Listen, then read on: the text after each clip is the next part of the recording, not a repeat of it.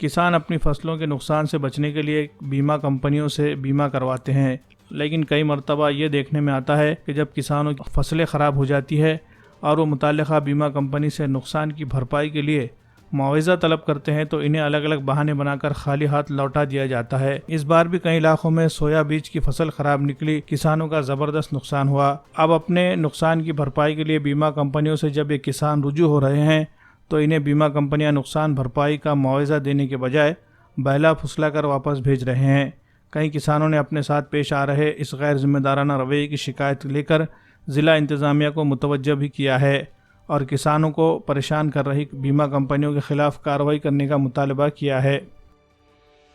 18-19चा पीक विमा भरायला पीरबुरांमध्ये गेलो, तिथे त्याला हेक्टरी 1300 ते 1400 रुपये देऊन 3 हेक्टरचा विमा भरला। विमा भरल्याच्या नंतर त्यानं आमचा विमाच भरला नाही, आम्हाला खोट्या पावत्या देऊन फसवणूक केली आणि फसवणूक करून आम्हाला ते लक्षातच आलं नाही, बँकेला येणार म्हणून आम्ही चक्रा मारलं 2-3। त्याच्यानंतर आम्ही पीक विमा कंपनीला फोन केल्याच्या नंतर त्यानं आमचे सगळं चेक केले, तर आम्हाला त्यानं डुप्लिकेट पावत्या देऊन आमची पूर्ण फसवणूक करून आमचं खूप नुकसान केलं।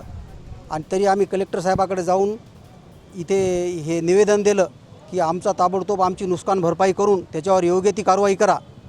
असे किती शेतकरी असतील? असे जवळपास 200 ते 300 शेतकरी असतील। आमच्याच गावामध्ये जवळपास एकदऱ्यामध्येच 50 शेतकरी आहेत।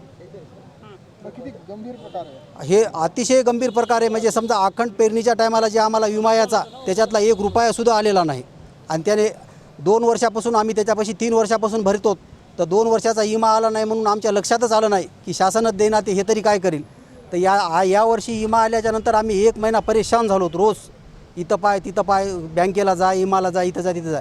नंतर लक्षात आलं की तिथं फोन केल्याच्या नंतर की तुमचे पैसेच आम्हाला भेटलेले नाहीत म्हणले विमा कंपनी। पुढचं पाऊल काय आहे? आता शासनानं एवढी आमची भरपाई देऊन योग्य त्याच्यावर कारवाई केली पाहिजे।